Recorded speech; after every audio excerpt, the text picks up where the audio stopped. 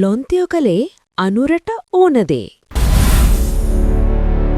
මෙවර 2020 ලෝක කුසලාන තරංගාවලිය ගැන ලොකු බලාපොරොත්තු තියාගෙන අපි හිටියට පහුගිය නවසීලන්ත කණ්ඩායමත් එක්ක තිබුණු තරඟයෙන් ලබාගත් ලැජ්ජා සහගත පරාජයත් එක්ක ශ්‍රී ලංකා කණ්ඩායම මෙවර ලෝක කුසලාන තරංගාවලියෙන් එළියට විසි වුණානේ.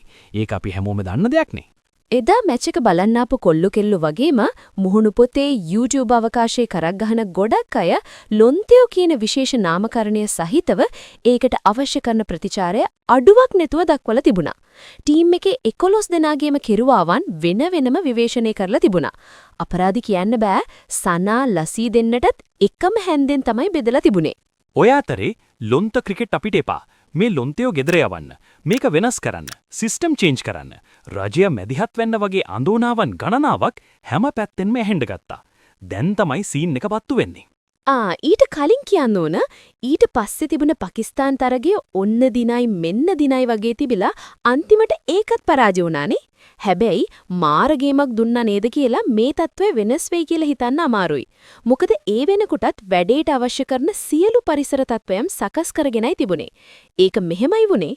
ක්‍රිකට් ක්‍රීඩාව මහත්වරුන්ගේ ක්‍රීඩාවක් වුණේ ගොඩක් වෙලාවට ඇංගලන්ත, ඕස්ට්‍රේලියා, නවසීලන්ත, බටහිර ඉන්දිය කොදෙව් වගේ රටවලට. ආරම්භයේදී අනිත් රටවල් පවා ක්‍රිකට් මහත්වරුන්ගේ ක්‍රීඩාවක් විදිහට රකින්න උත්සාහ කළා. හැබැයි ටික කාලයක් යද්දී ආසියාවේ ගොඩක් රටවල් වලට ක්‍රිකට් කියන්නේ ආගමක් වගේ ඇදහිල්ලක් බවට පත් වුණා. ඒක ඉන්දියාවට, පාකිස්තානයට, ලංකාවට වගේම බංගලාදේශයටත් අදාළයි. ඒ නිසා තරගයක් දිනන පරදිනයකට වඩා ඒ වෙනුවෙන් දරන කැපකිරීම පිළිබඳව මිනිස්සු හිතනවා.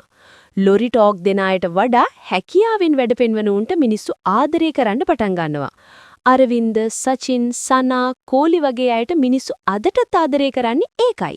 ඒ වගේම ලංකාවේ තවම නැති වුණත් ඉන්දියා, පාකිස්තාන් වගේ රටවල මිනිස්සු දරාගන්න බැරි පරාජයකදී ක්‍රීඩකයන්ගේ ගෙවල් පවා ගිනි තියලා ප්‍රතිචාර දක්වන්නේ Taman විශ්වාස කරන ආගම ඇදහිල්ල විනාශ කළා කියන සිතුවිල්ලෙන්. ඒ නිසා පහුගිය තරග අවසානයේ අතක් පයක් කඩන්න නැතුව ලොන්තයෝ කියලා බැන හරි මිනිස්සු Tamanගේ පීඩනය දරාගත් එක ගැන අපි ඇත්තටම සතුටු වෙන්න ඕන. දැන් අපි අපේ කතාවට එමු. ලෝක කුසලාන තරඟාවලියේ වැදගත්ම සහ තීරණාත්මක තරගය ලංකාව පෙරදුනාට පස්සේ ඒ සම්බන්ධයෙන් හිටපු ක්‍රිකට් නායකයෙකු වුණු කුමාර සංගක්කාර Tamanගේ X ගිණුමේ සටහන් තියලා නොකියා කියනවා සිස්ටම් චේන්ජ් කරන්න නැතුව මේක හදන්න බැරි කියලා. එයා මෙන්න මෙහෙමයි එයාගේ කතාව කියන්නේ. අප වටා තිබෙන ක්‍රිකට් ලෝකය මෙච්චර ඉක්මනින් විකසනය වෙලා තියෙද්දී අපි එකම දේවල් නැවත කරමින් වෙනස් ප්‍රතිඵල බලාපොරොත්තු වෙන්න අපට බෑ. අපි අලුත් ලෝකයට සුදුසු පරිදි අපේ ක්‍රීඩාව සකස් කරගෙන නැහැ. ඒ නිසා තිබෙන අනතුර අපි ඒ ලෝකයට අදාළ නොවීමයි කියලා. සංගක්කාරගේ අදහසට සමාන අදහසක් සිදත් වෙත්ත මුලිත් කියලා තිබුණා. එයා ඒක කියලා තිබුණේ BBCට. නිකම් ක්‍රිකට් මැච් එකක් බලලා ඒ ගැන දොස් කියන එක නෙමෙයි වැඩේ. කුමාර සංගක්කාර කියන දේම මාත් කියන්නේ. සිස්ටම් එකේ චේන්ජ් එකක් තියෙන්න ඕන. අපි කාලයත් එක්ක වෙනස් වෙලා නැහැ. අපි හැමතැනම බලනකොට එයාලගේ ව්‍යස්තාව වෙනස් වෙලා. අපේ ව්‍යස්තාව දිහා බැලුවම මේ බෝඩ් එකේ ඉන්න අය අවුරුදු 20කට වැඩිය ඉඳලා තියෙනවා. එහෙම බෑ. ලෝකයේ අනෙක් ක්‍රිකට් බෝඩ් වල ඉන්ඩිපෙන්ඩන්ට් ඩිරෙක්ටර්ස්ලා ඉන්නවා. අපේ එහෙම වෙනසක් කරලා නැහැ. අපි ඒ පරණ සිස්ටම් එකටම යන්නේ. මේ මගේ අදහස. අපේ ක්‍රිකට් ව්‍යස්තාව වෙනසක් නොකර මේ කිසිම දෙයක් කරන්න ලැබෙන්නේ නැහැ. ඒ වගේම හිටපු ටෙස්ට් ක්‍රිකට් නායකයෙකු වන මාවන් අතපත්තු විදේශ මාධ්‍යයකට පවසා තිබුණේ ලෝව අනෙක් ක්‍රිකට් කණ්ඩායම් කාලයත් එක්ක වෙනද්දී අපි එක තැන පල් වෙනවා කියාය. එහිදී ඔහු වැඩිදුරටත් මෙසේද පවසා සිටියා. වැඩිම දක්ෂතා තිබෙන ක්‍රීඩකයන් හඳුනාගෙන ඔවුන් සමග රැඳී සිටීම අවශ්‍යයි. මේ කාරණේදී ශ්‍රී ලංකාවට 2026-2020 ලෝක කුසලාන තරගාවලිය ආරම්භ වීමට සතියක් කාලයක් තිබිද්දි පවා Tamanගේ කණ්ඩායම කුමක් වේවි කියා අදහසක් තිබුණේ නැහැ. ජාත්‍යන්තර ක්‍රීඩාවේදී ඒක එහෙම වෙන්න බෑ. උන්න ඊළඟට මැච් එක ඉවර වෙලා දසුන් ශානක මාධ්‍ය හමුවේ පවසා සිටියේ. ක්‍රිකට් ක්‍රීඩකයන් විදිහට ධනාත්මකව ඉන්න අපි කොච්චර උත්සාහ කළත් පිටත තිබෙන්නේ ශ්‍රීනාත්මක පරිසරයක්.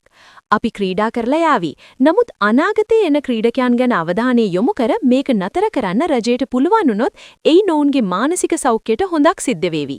දසුන් එතනදී අවධාරණය කරනවා රජය මැදිහත් වෙලා ශ්‍රී ලංකා ක්‍රිකට් ගොඩ ගන්න කියලා. දැන් තේරෙනව නේද අනුරගේ අතට ක්‍රිකට් බාර දීපු විදිහ? ඒ වගේම අනුර ජනාධිපති වෙන්න කලින් කිව්ව මතකද මේ ක්‍රිකට් ක්‍රීඩාව අරයට මේට ඕන විදිහට කරලා හරියන්නේ ඒ නියමාකාරයෙන් කරන්න ඕනේ කියලාත්. ඔන්න දැන් chance එක ඇවිල්ලා තියෙනවා වැඩේ කරනවා නම්. නිකම්ම නෙමෙයි ලොම්තේ ඔක්කොම එකතු වෙලා අනුර වැටේ අතටම ජනත් දීලානේ තියෙන්නේ. රාජ්‍ය මැදිහත් වීමක් කරලා මේක හදන්න කියලා. ඒක හිටපු ක්‍රීඩකයෝ පොඩි අය නෙමෙයි ලෙජන්ඩ්ස්ලා අනුමත කරලා තිනවනේ. දැන්වත් ලංකාවේ ක්‍රිකට් හදනවනම් ක්‍රීඩකයන්ට විකිනෙන්න ඔන්ලයින් සූදු පනත හදලා දුන්න වගේ නැතුව ක්‍රිකට් බහිරවයන් වෙච්ච ශම්මිලාගෙන් මේක ගලවලා ශ්‍රී ලංකන් ක්‍රිකට් හෙට ලෝකෙට ගැලපෙන විදිහට නවීන තාක්ෂණීය පුහුණුව වගේම මනා සෞඛ්‍ය සම්පන්න ක්‍රීඩකයන්ගෙන් පිරිණු කණ්ඩායමක් හදලා ලෝකයේ ඉදිරියේ විලිලැජ්ජාවක් නැතුව අපයි කොල්ලෝ කෙල්ලෝ කියලා කටපුරා කියන්න පුරුවන් විදිහට මේක හදන්න ඕන. එහෙම ලංකාවේ ක්‍රිකට් හදන්න අනුරලට පුළුවන් කියලා හිතන එකත් එක විදිහට මෝඩකමක් කියලා කල්පනා වුණේ නැත්තේ ඇයි කියලා තමයි අපිට අහන්න තියෙන්නේ.